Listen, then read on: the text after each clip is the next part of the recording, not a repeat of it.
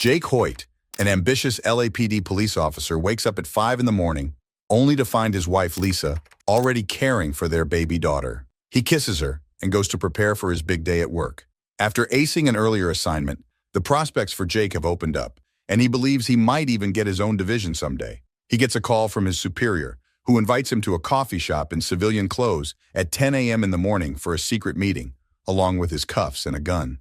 Though Jake tries to thank his superior for the opportunity, he ends the call. Noticing Jake's nervousness, Lisa comforts him. Jake enters the coffee shop and meets Detective Alonzo Harris, a highly decorated narcotics officer with whom he is assigned to work for a one-day evaluation ahead of Jake's anticipated promotion. Jake tries to stir a conversation with him, but Alonzo tells him to let him read the newspaper. However, he keeps blurting in his nervousness, and Alonzo finally tells Jake to entertain him since he won't let him read the newspaper in peace.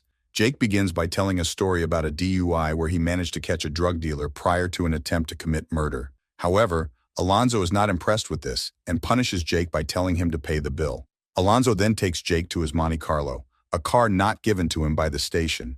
When Jake asks about their office, Alonzo says it is the office.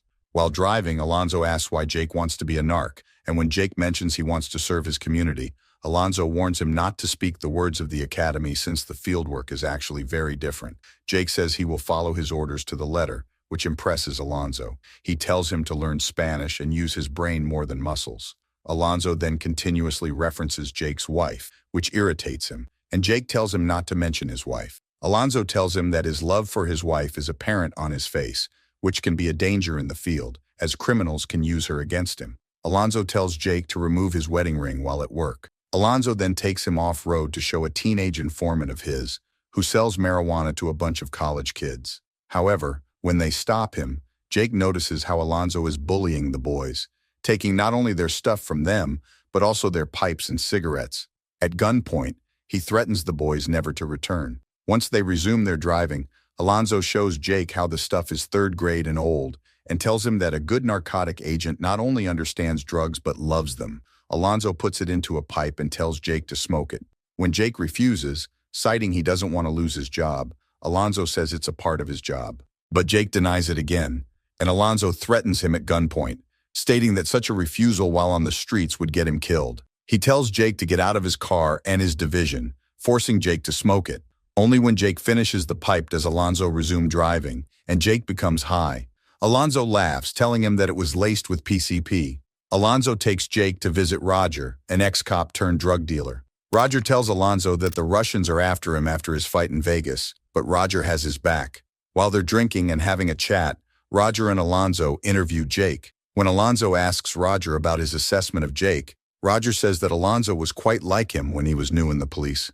They resume their driving, and Alonzo gives Jake a can of beer to help with the hangover.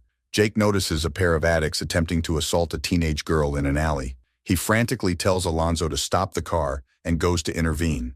Going through the traffic with his gun out, Jake tells the men to get away from the girl, but they begin to assault him while Alonzo watches. Jake manages to overpower his assailants and puts them in handcuffs.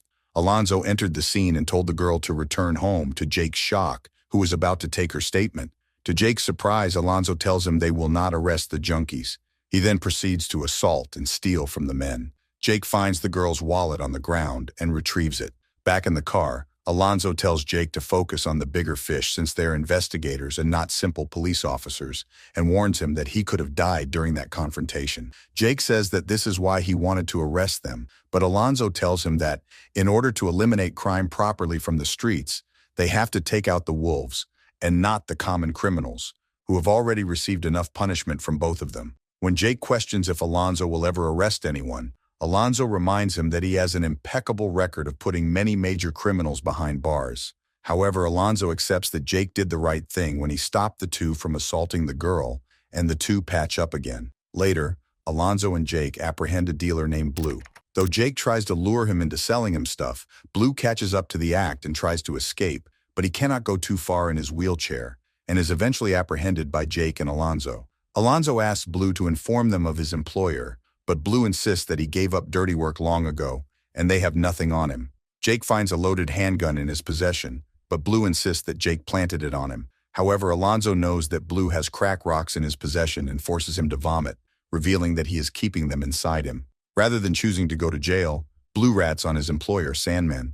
Alonzo calls his friend Bob to ask about Sandman. Bob reveals that Sandman's real name is Kevin Miller, who is in prison, and gives Alonzo his address. Alonzo breaks into the house using a fake search warrant, and he and Jake search for evidence. Alonzo tells Jake to look after Kevin's family, but his wife is smart and asks Jake for the warrant. Jake tells her that Alonzo has it and will show it to her afterward, but she asks for his backup, which is not coming either. She calls him a rookie and a crooked officer. Jake notices Alonzo stealing something from the house, and Sandman's wife gets up to intervene, but Jake tells her to stay put. The two enter an argument, which Alonzo breaks, apologizing for the mishap, saying there is no evidence, but she demands to see the search warrant. He hands her the piece of paper, which is revealed to be a magazine. She accuses them of being thieves who stole her money and tells the local gang to take care of them. While Alonzo fights them, Jake starts the car, and the two manage to escape. Jake accuses Alonzo of trying to jeopardize his career. Alonzo tells him to pull over and decide whether he wants to do some actual good or remain a normal police officer. Jake decides to follow him. Alonzo then takes Jake to a very dangerous hood dubbed the Jungle, where most of their murder investigations lead to. Jake notices that the locals are using pigeons to signal the residents that the police are here. Alonzo seems to know everyone in the neighborhood since Alonzo keeps them under check. They visit Alonzo's mistress, Sarah, and their young son. While waiting for Alonzo to finish, Jake falls asleep. Alonzo wakes him up, saying they have a meeting in 15 minutes. He has a brief conversation with his son, and the two leave. Alonzo then meets with a trio of corrupt, high-ranking LAPD officials he dubs the Three Wise Men: Captain Lou Jacobs, Stan Gerksey, and Detective Doug Roselli. He sends Jake away while he talks with them. They reference his incident in Vegas and are aware that the Russian mafia is hunting Alonzo.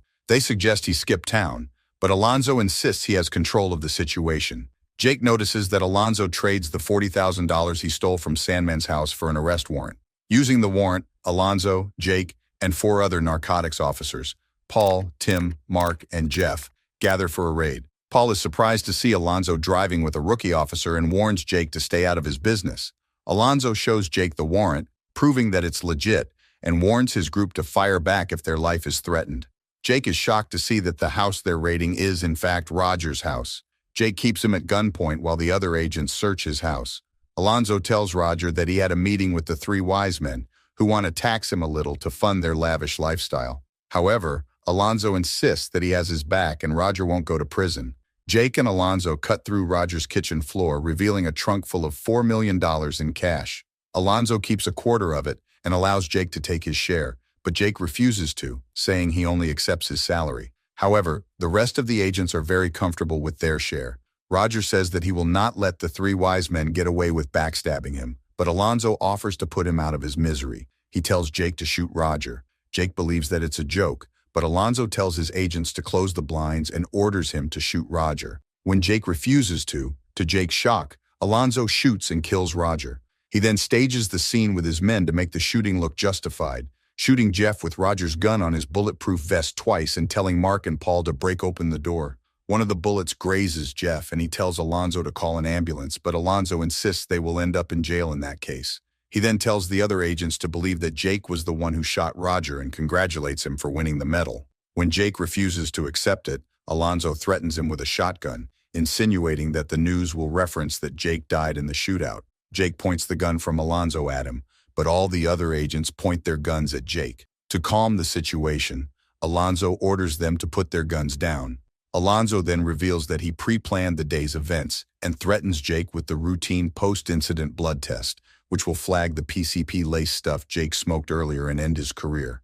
Alonzo promises to protect Jake for his cooperation, and Jake is forced to comply. The other agents want to shoot Jake, but Alonzo has taken Jake under his protection. Before leaving, Jake punches Paul for wanting to kill him. Later, when they get back in the car, Jake accuses Alonzo of killing his friend like a fly for money, but Alonzo insists that Roger sold stuff to children with impunity for 10 years, and no law would have put Roger down. Jake is horrified to learn how corrupt the system is and wants to return to normal police work, but Alonzo says Jake is going through exactly what Alonzo once went through. He then tells Jake that he believes that, unlike Alonzo's group, Jake has leadership qualities, and he wants Jake to inherit his work. But for that, Jake needs to accept reality soon. Later that evening, Alonzo drives Jake to the home of a Serenos gangster named Smiley for an errand, to whom he promised to help his family in exchange for information. As he waits for Alonzo, Jake reluctantly plays poker with Smiley and his fellow gang members. They ask to see his gun, and Jake reluctantly shows them. However, Jake becomes anxious and wants to leave, so he calls Alonzo, but Smiley informs him that Alonzo has left. Looking out the window, he finds Alonzo's car missing. The gang members tell Jake that Alonzo played him for a fool and refused to allow him to leave, forcing him to continue the card game. Smiley is surprised to see that Alonzo brought him the payment he promised to deliver after his help, and realizes that Alonzo finally took out Roger to deliver his promises. Smiley then reveals Alonzo's situation. By midnight, Alonzo must pay $1 million to the Russians for killing one of their men over an insult in Las Vegas, or be killed himself. Realizing that Alonzo has abandoned him and paid Smiley to kill him, Jake attempts to flee but is beaten and dragged to the bathroom. There, they try to drown him, but a gang member searches Jake for money and finds the wallet of the teenage girl Letty, who happens to be Smiley's cousin. At gunpoint, Smiley asks where he found the wallet, and Jake reveals its circumstances. Smiley doesn't believe him, accusing him of involving his innocent cousin in the mess. He calls Letty and confirms that Jake saved her. Smiley releases Jake out of gratitude. Jake leaves on a bus and loads his gun to confront Alonzo. Gang members try to threaten him, but Jake continues to walk. They stop him outside Sarah's apartment complex, but when Jake mentions Alonzo, they allow him to walk inside. He knocks on the window, tells Alonzo's son to open the door, and confirms that Alonzo is indeed inside. Once inside the house, he tells Alonzo's son to hide while confronting Alonzo. He enters the bedroom to arrest Alonzo just as he prepares to leave to pay the Russians with Roger's money. Alonzo tries to pretend that it was a test, which Jake passed, but Jake tells him to disarm himself. Alonzo insists that Jake cannot prove anything in court, as he has no witnesses, but Jake says his evidence is the money. Suddenly, Alonzo distracts Jake with his cigarette and tries to shoot him, but Jake survives and hides in the kitchen. A gunfight ensues, but Alonzo's son walks out of the closet. Alonzo tries to use him to distract Jake, but Jake manages to survive and hide the child behind him. Alonzo escapes through the bedroom window to the roof, and Jake follows. He finds him jumping to another building and chases him. Jake almost falls down but manages to make the climb, only to be surprised by Alonzo, who empties his gun and proceeds to assault him. A fight ensues, but Alonzo manages to subdue Jake and leave. Once Alonzo enters his car, however, Jake jumps from the roof of his car to stop him and refuses to let go despite Alonzo smashing his car. Alonzo eventually hits his head while trying to throw Jake off his car and is eventually subdued on the street while the entire neighborhood gathers to watch. Alonzo offers money to whoever kills Jake, to no avail. Alonzo puts his badge around his neck and tries to provoke Jake into shooting him, but Jake refuses to. Alonzo tells the gang members to shoot Jake, but one gang member places his gun on the ground and tells Alonzo to do his own dirty work. Alonzo tries to pick the gun to shoot Jake, believing that Jake won't shoot him, but Jake shoots him in the leg. The gang members promise to keep Alonzo hostage to allow Jake to take the stolen cash to submit as evidence against Alonzo. The neighborhood gang allows him to leave safely. An enraged Alonzo threatens to retaliate against the neighborhood, but they ignore him and walk away during his rant. As police officers rush to arrest him, Alonzo flees for Los Angeles airport. Along the way, he is ambushed by a lady in an SUV and gunned down by the Russians. Jake returns home as the press reports on Alonzo's death, and the movie ends.